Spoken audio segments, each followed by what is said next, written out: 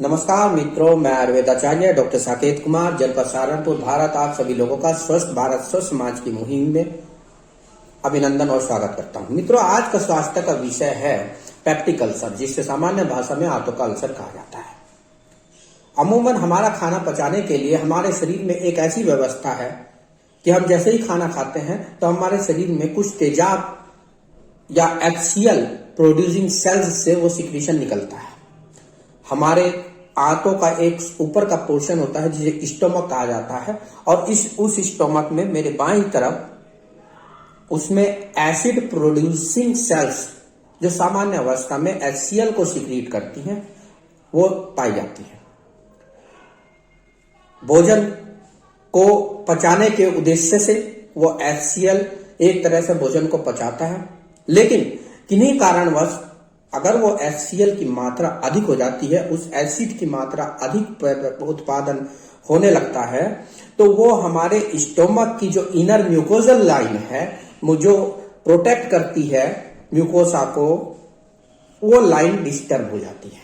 Disturb होने के कारण तेजाब डायरेक्ट स्टोमक की इनर लेयर के ऊपर अपना प्रभाव दिखाने लगता है, जिससे वहां पर जख्म होने लगता है, जिसे हम सामान्य भाषा में अल्सर कहते हैं। अगर वो म्यूकोजल लाइन ना हो तो सामान्य अवस्था में HCl के प्रोडक्शन के बाद भी हमें अल्सर पैदा हो जाता है, लेकिन विकृत अवस्था में जब पैथोलॉजिकल चेंजेस होते हैं तभी सिर्फ पेप्टिक अल्सर उत्पन्न होते हैं। सामान्य अवस्था में नहीं होते, क्योंकि उसके ऊपर म्यूकोजल लाइनिंग होती है। आंतरिक सतह जो होता है वो म्यूकस या चिकनाई द्वारा आवंत्रित रहती है। इसके कारण वो एसिड अपना प्रभाव म्यूकोजल या आंतरिक सतह पर नहीं डाल पाता। वो हमारे शरीर के लिए आवश्यक है। आयुर्वेद के दृष्टिकोण से कहें तो एक तरह से पाचक पित्त का कार्य करता है। मित्रों, एसिड प्रोडक्शन किन्हीं भी कारणों से हो सकता है, जैसे स्ट्रेस हुआ, स्पाइसी फूड कल्चर को अधिक पसंद करना, मिर्च मसाले तैलीय उत्पादों का ज्यादा सेवन करना, भोज्य पदार्थ जो फास्ट फूड कल्चर में आजकल है, momos, chow mein, burger, spring roll इत्यादि का अधिक सेवन करना, पिज्जा वगैरह का अधिक सेवन करना, ऐसी अवस्था में वो एसिड प्रोडक्शन ज्यादा हो जाता है। और एसिड प्रोडक्शन ज्यादा होने के कारण आंतरिक सतह पर पेट की जख्म होने लगता है। शुरुआत गैस्ट्राइटिस से होती है, धीरे धीरे वहां की जो इनर लेयर है वहां इन्फ्लेम्ड हो जाती है, और इसके अन्य भी कारण है। लंबे समय तक आप दर्द निवारक दवाएं एनसेड्स खा रहे हो, ब्रूफेन वगैरह और नेप्रोक्सन इत्यादि। इसके अलावा आप किसी एक ऐसी चिकित्सा से के दौर से गुजर रहे हो जिसमें स्टेरॉइड ज्यादा दिए जाते हैं या पेन किलर ज्यादा दी जाती हो, तो इनके कारण भी एसिड प्रोडक्शन ज्यादा होने लगता है। इसीलिए कहा जाता है दर्द निवारक दवाओं का, विशेषकर आधुनिक विज्ञान की दवाओं का ज्यादा इस्तेमाल नहीं करना चाहिए। आप एक लंबे समय से तनाव या डिप्रेशन से गुजर रहे हो तो भी एसिड प्रोडक्शन ज्यादा होने की संभावना ज्यादा होती है। इस कंडीशन में अल्सर हो जाता है। बहुत बार वो सेलो अल्सर होता है ऊपरी सतह पर, और बहुत बार वो अल्सर डीप चला जाता है। धीरे धीरे समय के गर्त में इस तरह का घाव बन जाता है कि उससे ब्लीडिंग तक होने लगती है। अल्सर का पहला लक्षण होता है खाली पेट खाना या खाने के बाद विभिन्न स्थितियों में, जैसे स्टोमक अल्सर और ड्यूडेनल अल्सर। जब स्टोमक से बाहर खाना निकलता है दूसरी साइड में, ड्यूडेनम उस पोर्शन को कहते हैं, वो यू शेपेड होता है, उसमें भी तेजाब का असर होने लगता है। तो दोनों अवस्था में, एक में खाना खाली पेट में दर्द होता है, एक में खाना खाने के बाद दर्द होता है। देखा जाता है अमूमन रात को ये दर्द डल होता है, मध्यम होता है।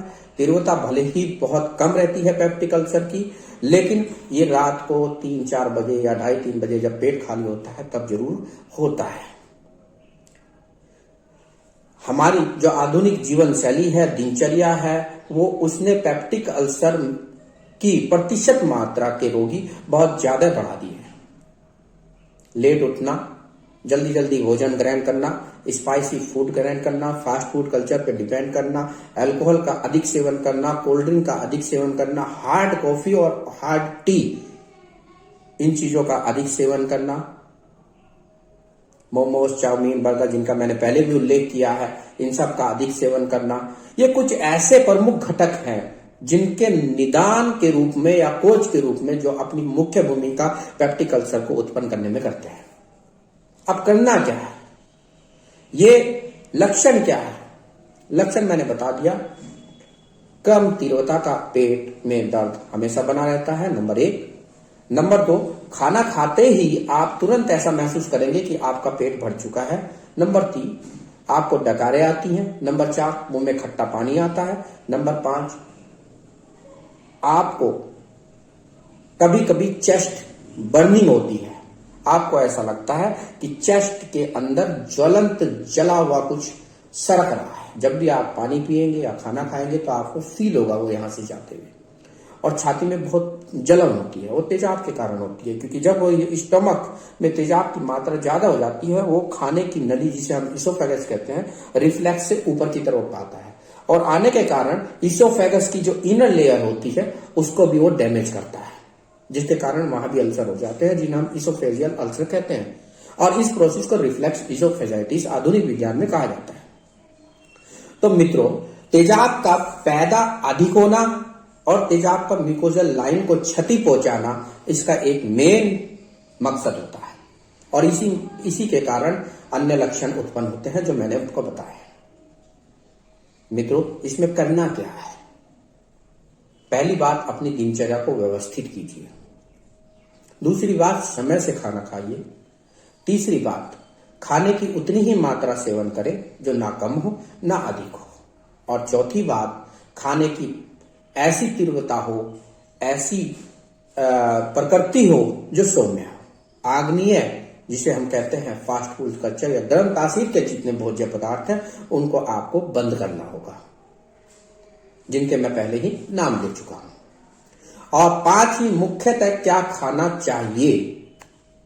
मित्रों, ये एक मुख्य सब्जेक्ट है। आपको अपनी लाइफ स्टाइल में क्या खाना चाहिए इसका बेहतर, आप रफेज डाइट का बहुत उपयोग करें। रफेज डाइट कहते हैं रेशेदार भोजन, जो एप्पल में होता है, नाशपाती में होता है, इसबगोल में होता है, गाजर में होता है। इन चीजों का आप अधिक सेवन करें। पेठे में होता है, सफेद पेठा सामान्यतः आप चलते फिरते खाते रहिए। जब आपको चेस्ट बर्न होगा या डल पेन होगा तब आप सफेद पेठा ले सकते हैं। केले में होता है, पका हुआ केला हो चाहे कच्चा केला हो, दोनों ही लाभदायक हैं आपके लिए। और ब्लीडिंग होने की पोजीशन में विटामिन सी और विटामिन ए का बहुत अच्छा योगदान है। तो आप आंवले का बहुत अच्छा प्रयोग कर सकते हैं। आंवला एक ऐसी चीज है जो ब्लीडिंग को भी कोच करेगा और वहां एसिड प्रोडक्शन को भी न्यूट्रलाइज करेगा। अब एसिड को पैदा नहीं होने देना और जो पैदा हुआ एसिड है अधिक मात्रा में उसको न्यूट्रलाइज करना। इसके न्यूट्रलाइजेशन का बहुत अच्छा तरीका है। आप पेठा खा सकते हैं, केला खा सकते हैं और दूध पी सकते हैं। ठंडा दूध लीजिए, जब भी ज्यादा जलन हो तो आप ठंडा दूध लीजिए, एक केला खा लीजिए तो आपका एसिड न्यूट्रलाइज हो जाएगा। मैंने अब तक पेप्टिक अल्सर का आधुनिक विज्ञान में जो मुख्य कारण है वो आपको नहीं बताया है। अब तक मैंने आपको जितनी सूचना दी है अधिकतर वो आयुर्वेद पॉइंट ऑफ व्यू से दी है। मित्रों, आधुनिक विज्ञान में बैक्टीरिया होता है एच पाइलोरी। एच पाइलोरी के इन्फेक्शन के कारण स्टोमक में एसिड प्रोडक्शन ज्यादा होता है। म्यूकोजल लाइन जो होती है, जो हमारा आवरण हमारे स्टोमक की इनर लाइन को अंदर की सतह को सुरक्षित रहता है, वो कम हो जाती है। एच पाइलोरी के इन्फेक्शन के लिए एंटीबायोटिक चलाई जाती हैं। मेरा अपना और निजी अनुभव यह है कि मैं एंटीबायोटिक पर उतना भरोसा पेप्टिक अल्सर की चिकित्सा में नहीं करता। आयुर्वेद में एच पाइलोरी को मधु यष्टि या मुलेठी जो पान वाले भी रखते हैं, सामान्य सिंपल सी ड्रग है, उसमें इफेक्टिव है। एच पाइलोरी को अगर करना है तो आप मुलेठी की डंडी को लीजिए, मुंह में रखिए, हर समय चूसते रहिए। अगर ये नहीं कर सकते, हर समय नहीं कर सकते, तो सुबह और शाम खाना खाने के पहले 1-1 चम्मच मुलेठी या मधुयष्टि का चूर्ण सामान्य सभी पंसारियों या सभी आयुर्वेदिक मेडिकल स्टोर पर उपलब्ध हो जाता है, आप इसका सेवन कर सकते हैं। तो अगर एच पाइलोरी का इन्फेक्शन को अवॉइड करना है, पेप्टिक अल्सर के कोज जो आधुनिक विज्ञान में बताया जाता है उसको अवॉइड करना है, तो मेरी राय में कुछ आयुर्वेदिक औषधियां है, जिसमें प्रमुख मधुयष्टि, आंवला, कुसमान जिसे मैंने पेठा कहा है, ठीक, केला। ये कुछ इस तरह की 4 प्रकार की औषधि बताई हैं जिनका सेवन करने से आप अपने जीवन में अपने घर पर ही रहकर पेप्टिक अल्सर का बहुत हद तक बेहतर उपाय या इलाज कर सकते हैं। मित्रों, पेप्टिक अल्सर सामान्यतः बीमारी है, लेकिन ये हमारे जीवन को बहुत दूरगामी जीने को मजबूर कर देती है। मैं एक बार बहुत तीव्रता से इसके लक्षण बताना चाहूंगा। आपके पेट के मध्य पोर्शन पे दर्द होता है, जो यहाँ पे बोन होती है, फील करेंगे, उसके नीचे आपको दर्द महसूस होगा। ये दर्द दाएं और बाएं साइड भी रिफर हो सकता है। आपके रिफ्लेक्स तेजाब के ऊपर जाने के कारण आपकी छाती में बहुत तीव्र जलन होगी, छाती में पेन होगा। कुछ खाएंगे या पिएंगे तो आपको वो पूरी खाने वाली आहार नली में महसूस भी होगा। आपको उल्टी आने का मन करता है, आपको तेजाब मुंह में खट्टा पानी कभी कभी आ जाता है अधिक प्रोडक्शन की स्थिति में। जैसे ही आप खाली पेट रहेंगे, हो सकता है ये तीव्रता बढ़ जाए। समय पर भोजन करिए, इसका यही उपाय है। अच्छा भोजन करिए, सौम्य आहार करिए, तामसिक आहार नहीं करना है, सात्विक आहार करना है। आप गूगल और यूट्यूब पे डालेंगे सात्विक भोजन क्या होता है तो आपको लिस्ट मिल जाएगी। भोजन में रफेज डाइट का जरूर इस्तेमाल करें। अगर आप रफेज डाइट नहीं लेते तो रात को सोते समय दूध के 1 गिलास के साथ इसबगोल की 1.5 से 2 चम्मच आप जरूर सेवन करें। यह आपको कॉन्स्टिपेशन को भी रिलीव करेगी, एसिड प्रोडक्शन को भी कम करेगा, रफेज डाइट का भी काम करेगा और आपके कॉन्स्टिपेशन को भी दूर करने के साथ साथ, एसिड प्रोडक्शन को कम करने के साथ साथ एक प्रोटेक्टिव लेयर म्यूकोसा की जो होती है उसके साथ एक इसबगोल की लेयर भी बनाता है, उसको प्रोटेक्ट करता है।